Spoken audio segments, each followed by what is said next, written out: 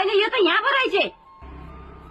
त पढ्न बस अनि त गएर भाँडा त जा दुनियाँभरको काम लथालिङ्गै छ घरमा यहाँ आएर मजा भाइसँग खेलेकी रहेछ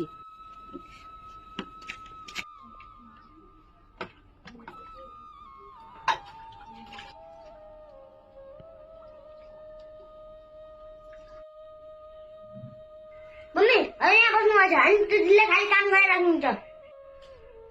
मैले खालि पढ भइराख्नुहुन्छ दिदीले त खालि काम गरेर राख्नुहुन्छ किन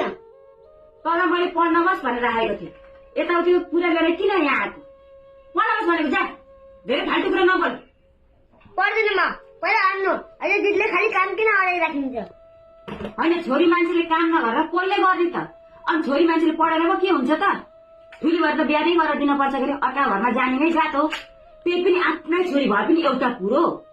आमा चाहिँ बिहानै उठेर काममा गइहाल्छन् मेरो छोरी हेरिदिनु है भनेर अनि मैले पढाउनु पनि खाना दिनु पनि सबै त मैले गर्ने अनि घर बसिसकेपछि दुईटा चारवटा काम त गर्नै पर्यो नि त्यसो सघाइदिनै पर्यो नि के बिग्रिन्छ